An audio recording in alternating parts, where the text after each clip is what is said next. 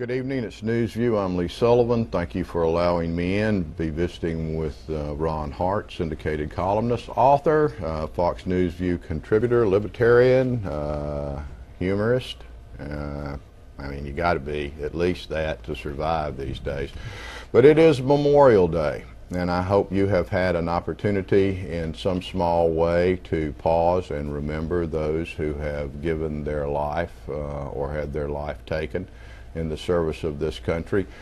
A little bit of my war. The station's been kind enough. There is the machine gunner. You know what they say in the Corps, happiness is a belt-fed weapon.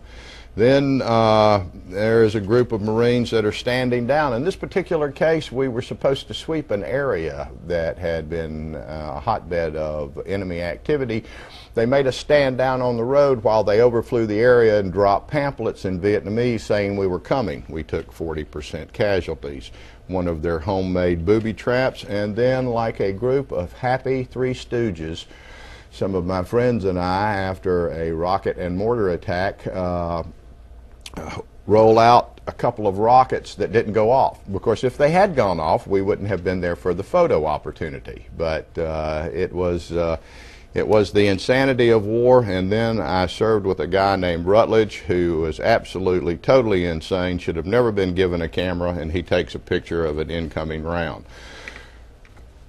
William Franklin Merrill lost his life November the 26th in 1969 in the Quang Nam province of Vietnam. I was with him when he died. He represents, for me,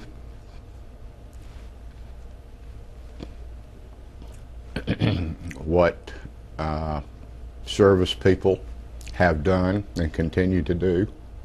Please remember them. Okay, Ron Hart. Supposed to follow that? Well, I said, gosh, we got to get out of there. And what better avenue of escape is Arnold Schwarzenegger. I was going to recount my days as a Cub Scout. Kind of pales by comparison. I think I was either asked to, I don't know if I quit or was asked to leave, but commend your service. Tough one to follow.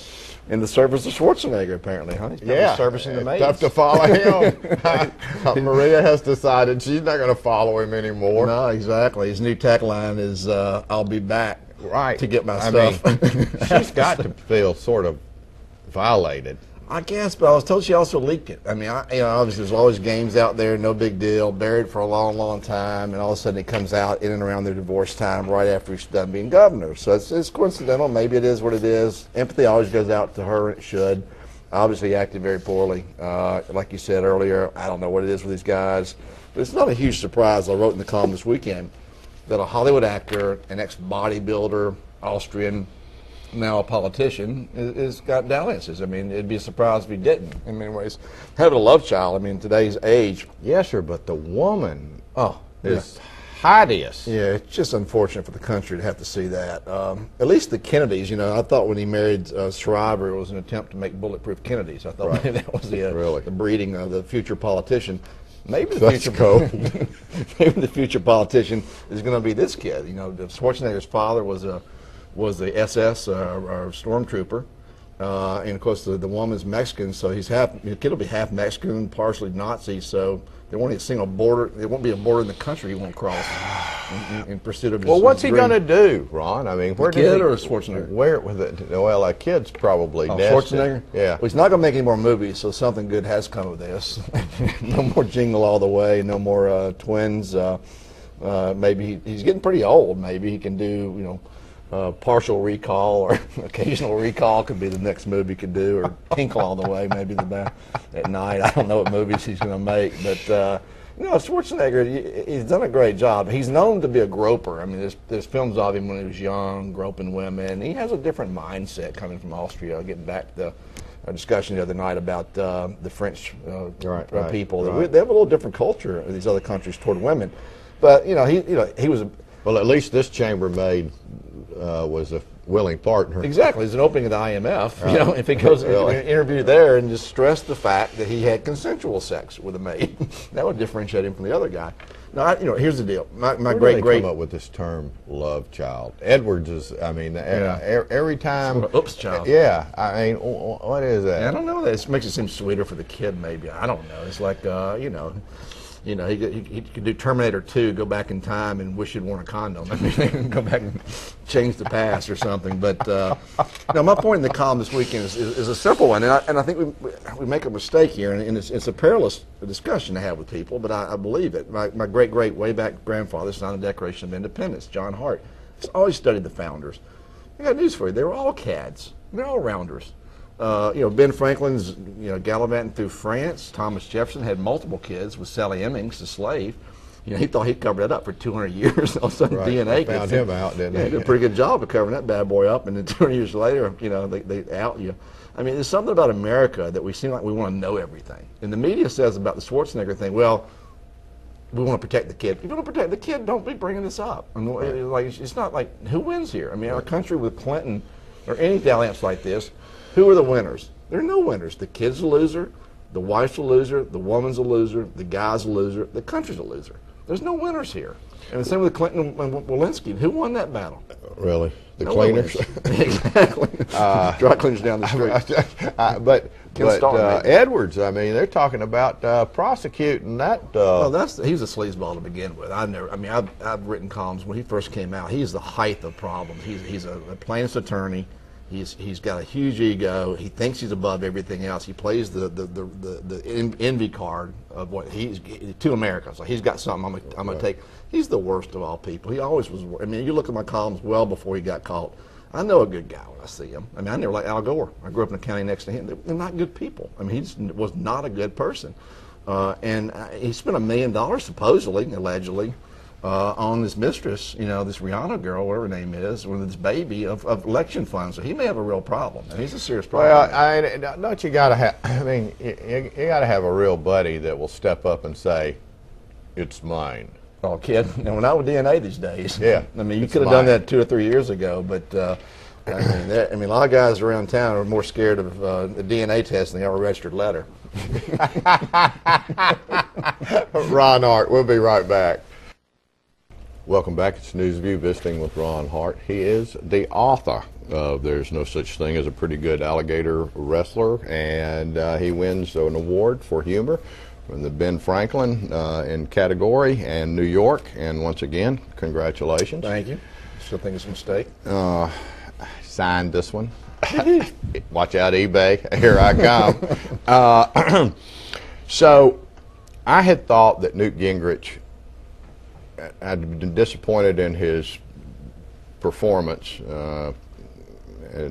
when he was contract with America, and that went by, and I've listened to him, and I thought, well, this guy's got some stuff going on. So then he decides he's going to run for president, and he's on Meet the Press, and he just unwinds like a cheap yo-yo. Yeah, I think he's out of practice. That was a really rookie error that he did. He walked it back a little bit in talk shows a little bit after that, but he went after Paul Ryan, who's an icon, a hero right now of the Republican Party. You don't take that on. And he was nuanced in a very silly point about Medicare with Ryan. And it was lost on everybody. Of course, the liberal press, Gregory and these people on PMS, NBC, and these places they're gonna make a big deal out of it. They hate Newt. I mean, you watch the late night comedians; they're all leftist, and whoever they go after is who they think's got the best lead. And they hate Palin up. They're waiting on Romney. They'll get on him at some point in time. But one thing he did do initially, Newt, he went before all the religious groups and kind of backed off his womanizing way. He said he had converted to Catholicism and become a Catholic, etc. And what better way that say you quit chasing women and to convert to the religion of the Kennedys. Right. Just have to watch out with the choir boys. Exactly, on that side. Newt's a smart guy. Absolutely. He's got it. I don't know what happened to him here, whether he's always been a provocateur type, and when you're in campaign mode, it's a little bit different than TV mode. I mean, you can throw things out to talk about, but you don't try out ideas during press conferences. Right. You don't throw things out there for discussion. He's giving these $20,000, $30,000, $40,000 speeches. I'm troubled by this $500,000 Tiffany's bill. I mean, who does that? I mean, who spends that sort of money? He's supposed to get our budget under control. I mean, I like Newt. Again, he's probably one of my top candidates, but I'm starting to wonder a few things about him, his judgment. Well, I tell you who has impressed me, and that's Herman Cain. Yeah. I mean, he impressed me. I didn't want to watch the Carolina debate, but I felt compelled to do so, and he clearly walked away from that. Yeah, heads good up. job. Look, he's got, like you and others have been in this business. He's worked on the radio. He knows how to present himself. He's worked through the talking points well. He has a philosophy on everything. One good thing about being a conservative, especially a Reagan conservative, you don't have to think when a new issue comes along. You know what you think about minimal government, individual responsibility, and what's best for the capitalism. So you try everything back to that. Herman Cain ran Godfather's Pizza. I'm told by Martha Zoller, who I'm on a talk show in Atlanta, that he worked for his dad worked for Bob Woodruff. Mr. Woodruff, the founder of Coca-Cola, and she said it was his chauffeur. And Mr. Woodruff put Herman through Morehouse College. He went on to do other great things, including becoming president of Godfather's Pizza, which is, to me, the divide between left and right in Democrats and Republicans is not so much ideology, it's capitalism, whether you believe in the individual and when you ability to do for yourself and not rely on others. And the self-reliance side of things, like the Frederick Douglass Society right now with the African Americans, there's a huge movement on the African American community to say, look, the social contract, as they call it, this welfare system hasn't worked for us. And we don't want any part of it. We're going to be self-reliant, and that's good. When we come back, I want to talk just a little bit about some of the other candidates. I think there are about 13, Ron Paul, and just touch on them, and then we'll visit a little bit about McDonald's that's being sued because a woman came into one of the stores, a plastic wet floor sign fell on her foot, and she's suing them for pain and anguish. Why can't I catch a ride like that? Ron Hart, we'll be right back. Welcome back. It's News View. I'm visiting with Ron Hart. We're talking a little bit about presidential candidates. They say that Sarah Palin is moving to Arizona and that she's doing a movie, a documentary about herself. Why can't I do things like that? And so some people think that she might run. But Ron Paul... A lot of people from here want you to move to Arizona. Yeah, they're probably, yes, sir, but they're too cheap to pay for the ticket. Pay your way out there. So Ron Paul, how much traction? I mean, is he just going to beat? Is he just going to replicate what he did last time? I think so. I voted for him. In a close race, I'd probably go ahead and vote for the Republican, but I voted for Ron Paul. I have in the past. Look, he represents the values that I have. He's a curmudgeon. He's different. He's odd. But he's right. He happens to be right on the major issues. He's been right. The bank bailouts, he was right. The prescription drug benefit under Bush, where they get that huge entitlement for that, he voted against that. He voted against the wars in Iraq and Afghanistan, right on target on those. And he voted against a lot of these reforms that they're just the auto bailout. I mean, all these things. He's been right about these things. So it doesn't help you to be right if you're not a good messenger. And he's a curmudgeon guy. Now, I met with Rand Paul in D.C. about a month ago. I'm on his board at Georgetown, and he came to speak to us, and he's sharp. I mean, he's really good. The question is, does the Republican Party get their tentacles in him, and does he become a part of the Republican establishment? Ron, I mean, here there's an article in the Wall Street Journal that I think says it really well. There are people in the Republican Party that have that have the backbone and and I think the article said they not only identify the problem, but they identify a solution, and it named Paul, and it named Rubio, and I mean, and probably none of those will run, but clearly they're going to influence the outcome of the election on the Republican side. Right, and the Republican establishment can be just as dangerous as the Democrats' establishment. The problem with each side is once you get to the House, you become voting blocks, and you basically have a situation where you have Party to either politics. Nancy Pelosi, if you're a Democrat, she harangues you, she buttonholes you, and says, "Look, you want me to do a fundraiser for you?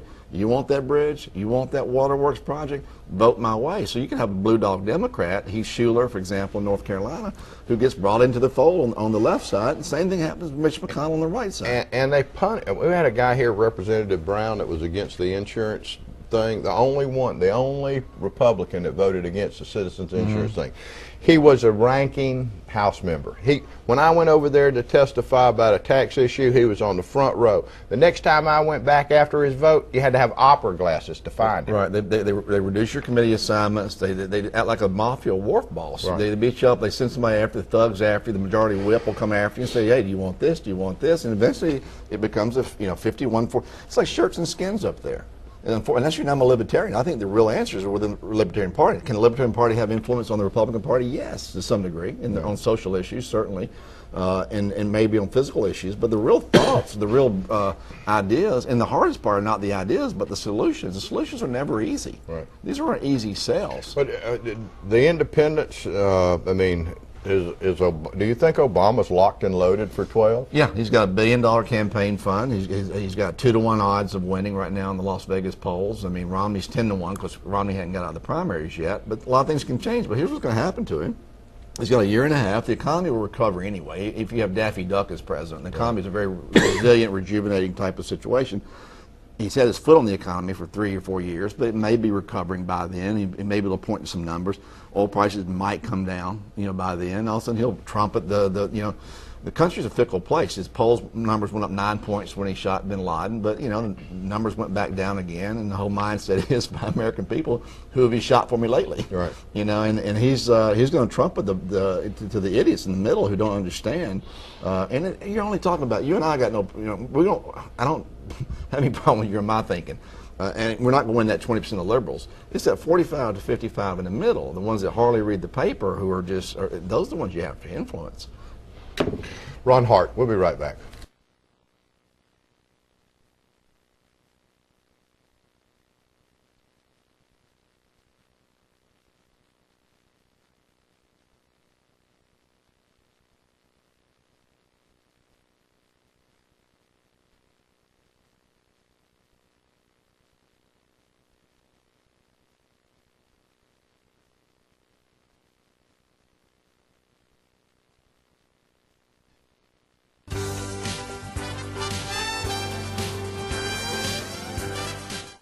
Welcome back. It's News View, visiting with Ron Hart, syndicated columnist, author, libertarian, Fox News View contributor. Okay, the royal wedding. Did you watch it? You know me. I got up at 4 I in the morning. do know you. That's right. I got up in the morning with my golfing buddies, 4 a.m. We made popcorn and we watched it. Right. All. Yeah, we cried. A lot of crying. It was very emotional for all of us. Yeah, no, I didn't watch it, but like you, I saw what was on the news. You couldn't hide from it. Yeah, I mean, thank goodness the poor couple. They were able to get off to a place on the honeymoon where they could be pampered and taken care of, and then they get back to England. It'll be a lifetime of the same. Be taken care of the whole way. But well, I hope he does better than his papa did. Do you think that the Queen will allow him to be the king, or will she hang on until he's near death? The woman's amazing. I mean, she's still kicking. I mean, she's. Well, her mother lived like till 101 or something like that, but at least she gave it up. Yeah, and it's not a lot. Life's not real hard on her either, so she'll live a long time. All she does, pretty much what she does, as I can tell, is just this. Right. It's pretty much put a lot of effort into that. Yeah, she got to do that. I could do that. I think I could do a really good job of that. And Obama touched her. He made a terrible faux pas, which is sad for the country. Apparently, queens are like strippers. You can only watch unless them. You can't money. touch them. You have to put some money in the deal. Obama should have known that, but it's an interesting dichotomy. You don't make a toast and power your drink down until the Queen does. Picks up her glass. He's so arrogant. He's so used to having things his way. He doesn't understand that. But Prince Harry, thank goodness, we heard recently, he made captain in the Air Force, and he had to be sweating that out. Yeah, really. That was probably he's probably nervous to get passed over. Why? I wouldn't be burdened with that. If I was like rich and famous or royalty, I wouldn't be driven to try to find a nexus to the common guy. Well, you always want what you don't want. Like in Buckhead, these Buckhead kids drive redneck trucks, so they'll do hip-hop clothes. People always want what they don't have. I mean, in the African-American community, sometimes they do these NASCAR shirts. There's a lot of irony. Kids want to do the opposite of what they're supposed to do. At least these kids, both Harry and William, did serve in the military. I mean, I think they got their grounding from their mother. Right. Yeah, it costs $1 a year for each one of the British subjects to pay for the $300 million a year, whatever it is. I could live like that. It's a pretty good gig. Y'all see if they'll do this in Panama City for you. 80? Are you serious? Did the guy that predicted the rapture get $80 million? He got $80 million. What people gave him, they were scared. I was going to go talk to him the day before the rapture comes and see if I can borrow $100.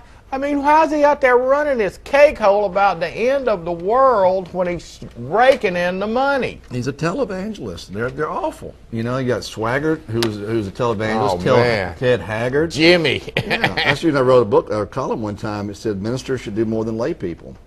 And as a result, because these guys are awful. And it gets back to Schwarzenegger and Edwards. I mean, it's an ego thing. Same reason you and I are on TV. No. How you get me in trouble? And I'm already in trouble enough. Well, when I was at Georgetown, we used to call Washington, D.C. Hollywood for ugly people. Sometimes you say things just to see a reaction. How stupid I am. I was sitting here by the network. Lay people. What does that mean, Ron? Lay people. Ministers should do more than lay people. And anytime you do double entendres, most people kind of look at it. I'd like to write a letter to the editor, but I don't think I can do that.